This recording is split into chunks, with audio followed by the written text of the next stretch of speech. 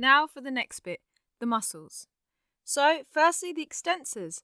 You guessed it, these muscles mainly extend the elbow. So we have number 1, the tricep brachii. The tri meaning it has 3 parts. The next is the anconeus. So the triceps, as mentioned earlier, has 3 parts. The long head, the lateral head and the medial head. The long head originates from the infraglenoid fossa, the lower part of the shoulder joint. It merges into the capsule, so in clinic, clients can feel tightness into the triceps with shoulder dysfunctions. The lateral head originates from the lateral aspect of the spiral groove on the humerus.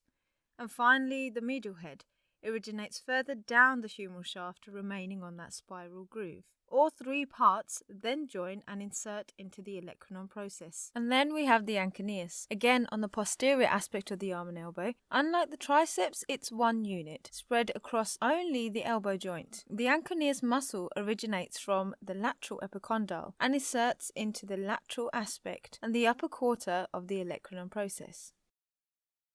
And next we have the elbow flexors. They are the biceps brachii, brachialis, brachioradialis, and a weaker flexor, the pronator teres. So firstly, the biceps brachii.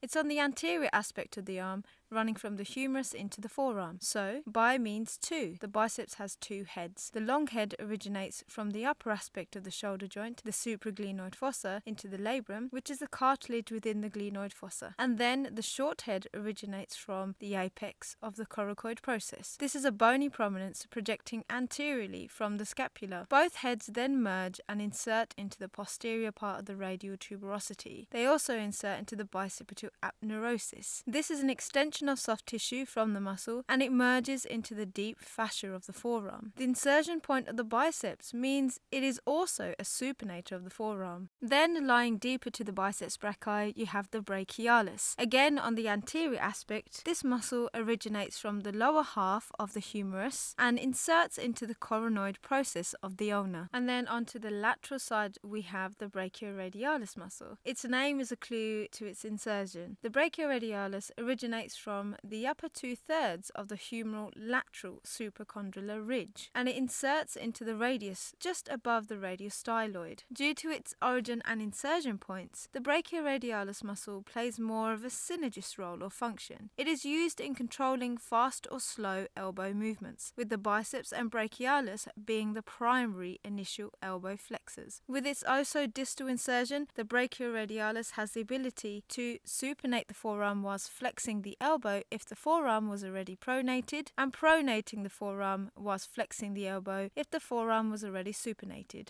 And now the pronators, on the anterior aspect of the arm.